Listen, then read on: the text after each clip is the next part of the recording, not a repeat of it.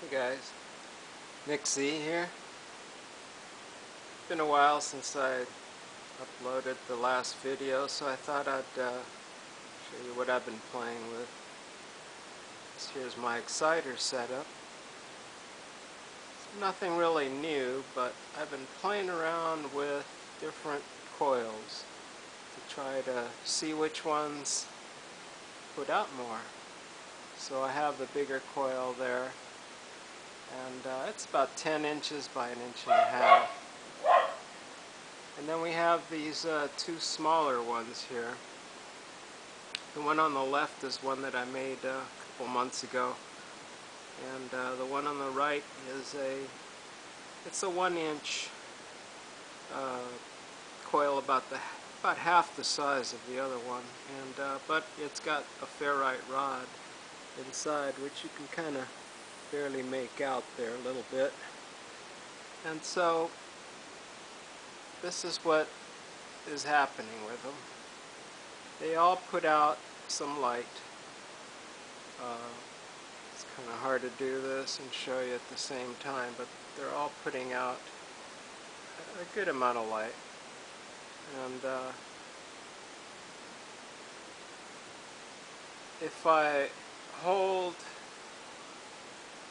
if I raise the light, it will continue as far as I can reach, which is about 2 feet. That's all I can reach. So of course it gets brighter as I come down closer. And this here is the neon.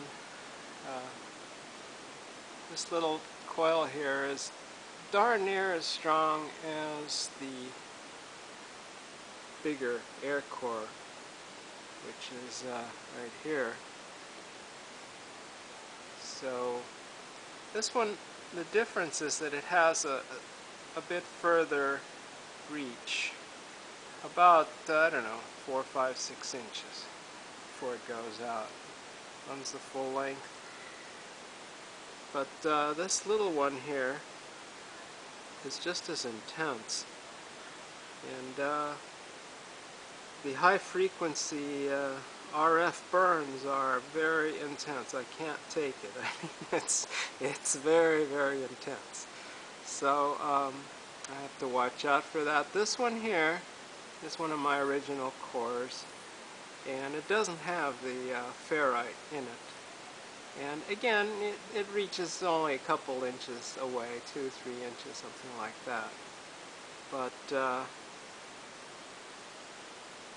it's kind of interesting to see the difference between them all. So they can all light these CFLs. And this one here, if I take this, a ping pong ball, well, I think this is a golf ball actually. It's got foil on it, but this is my my halo light, or whatever you want to call it. I don't know. It runs pretty good with these, and it does okay even with this little guy here. I can pull it away so you can see when it goes out, and as I get it close to it, it comes on fairly strong. So it does the same, about the same with all the cores. So I try to group them together so that I can see if the grouping is going to help to any degree. Now I'm sure if I had LEDs and LED bulbs, it would work better. And I have tried the LED bulbs as they come, ungutted, and they do work. But with the guts, just not that strong, not as strong as these little guys here. So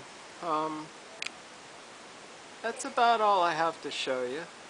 You know, these all light up fairly evenly. This one is almost as strong as the big one. Depends kind of how do you hold it in the position and all that, but it's definitely about as strong as this one here. So you know, I can light several of these together.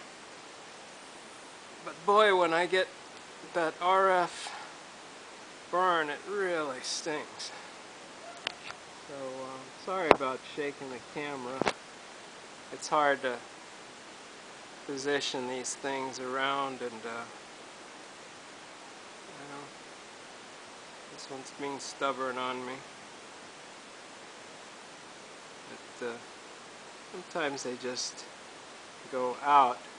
So I test them with my little tester here, and if they light, then I know that, you know, it's putting out high frequency. If it doesn't, then I know it doesn't.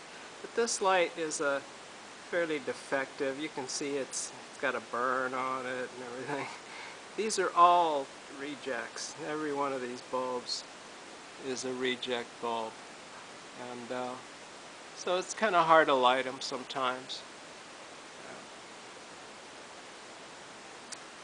Anyway, that's all I have to show you for tonight.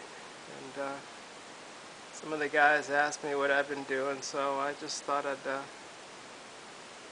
show you. Thanks for watching.